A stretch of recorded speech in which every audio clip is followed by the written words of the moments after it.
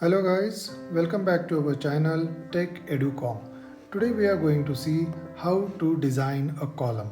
To design a column, we have taken ISMC 200 section. While taking ISMC 200 section, we have considered a 1000 kg load on the column vertically downward. For that, we have taken two plates, one at the top and one at the bottom. Column height is 6000 millimeter. In this example, we will see how we are designing a column and what are the considerations we have taken. In this calculation, we will find out section properties, load calculation, slenderness ratio, Euler's critical load, allowable stress, yielding strength, design safety, buckling consideration. These points we will look into these calculations. First of all, we will go for the detailed calculation. In the first, we have to look into the section properties. For the section, as we discussed, we have taken ISMC 200, which depth of the ISMC 200 is 200, width is 75, thickness of the wave is 5.7, thickness of the flange is 10.2 mm.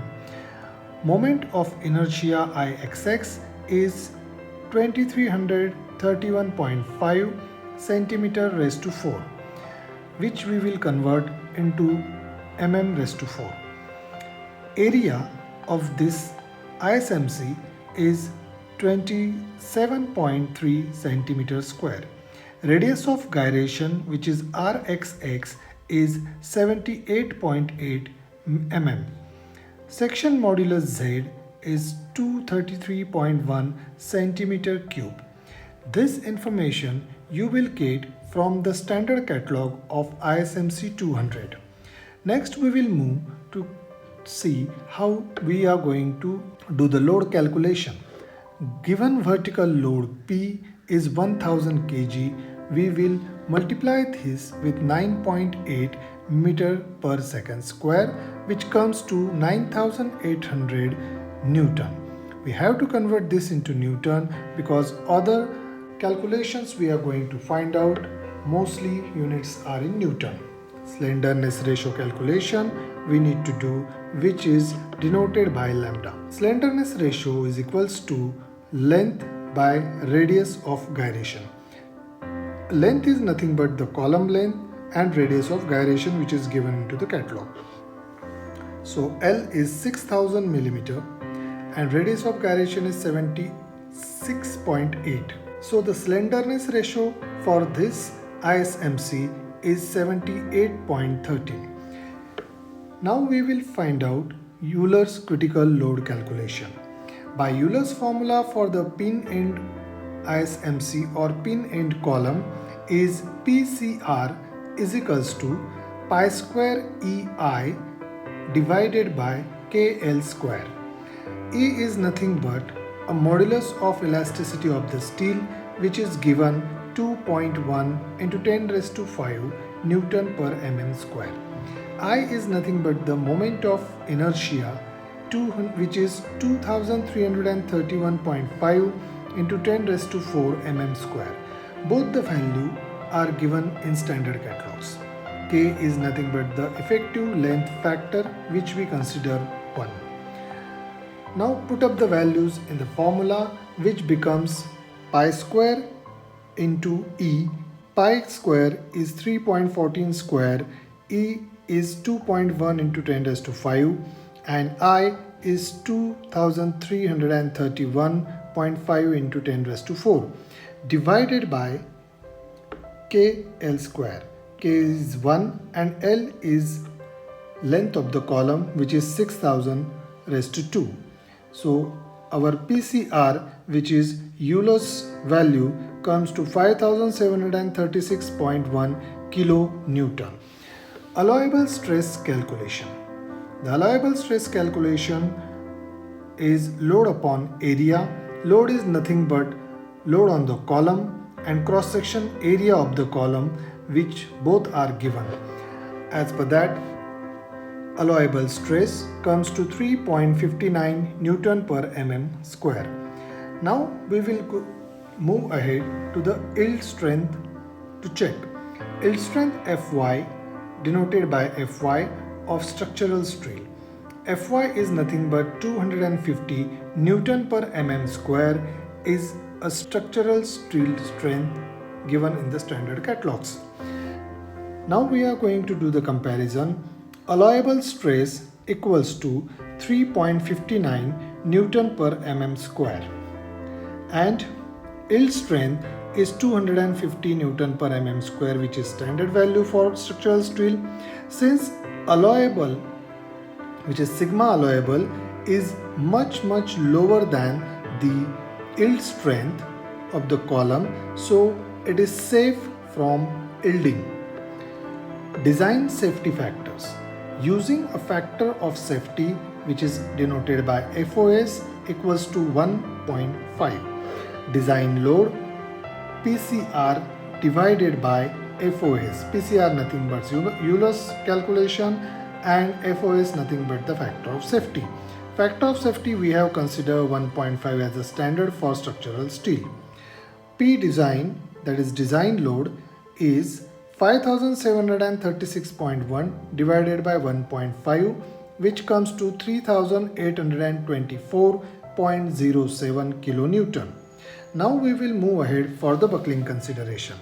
While considering the buckling, the slenderness ratio, which we have calculated 78.13, the column is in the intermediate slenderness range where buckling needs to be considered. What is intermediate slenderness range? Here we have explained all three ranges for the column. If the column is short, what does that short means is failure occur primarily due to the material yielding before any significant buckling can occur. That means lambda, which is nothing but our slenderness ratio. If that slenderness ratio is less than 50, then the column should be considered as a short column. Intermediate column, where the lambda, which is slenderness ratio, must be more than 50 but not more than 100. These columns called intermediate column. Both in the intermediate column, both yielding and buckling play significant role in failure. The slenderness ratio is high enough that buckling must be considered in design, but not so high that buckling is the dominant mode of failure. So buckling should be considered but not as a main dominating factor. But in the long columns, where lambda, which is slenderness ratio, is greater than 100, there buckling plays a significant role. In long column, failure occurs primarily due to elastic buckling and the column ability to carry the load significantly reduced by slenderness effect. So these are the three types of columns we have seen, which is first short column, intermediate column and long column.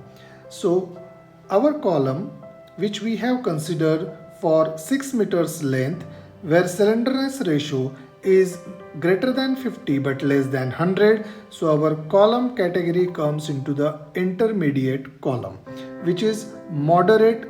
Now we will see interaction between buckling and yielding.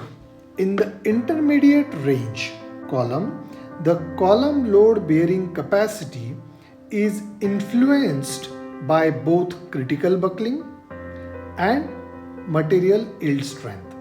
For safe design, load has to be less than buckling and yielding. In our case, P has to be less than Euler's. Euler's is nothing but area into yield strength. So allowable, sigma allowable is 3.59 Newton per mm square. Fy is nothing but 250 Newton per mm square. And the load carrying by the column is 9800 Newton. So 9800 Newton is very less, both the figures, buckling and yielding of the column. We can conclude that the column is safe. In intermediate slenderness ratio, it is critical to consider both buckling and yielding. The slenderness ratio 78.13 indicates that column may experience some buckling, but it's not the sole mode of failure. So ISMC 200 with length 6 meter is good for 1 ton load on the column. So this way guys, we can calculate any of the section with the same methodology of calculation. Thank you very much guys. Please like and subscribe to our channel and stay tuned for the next upcoming design videos.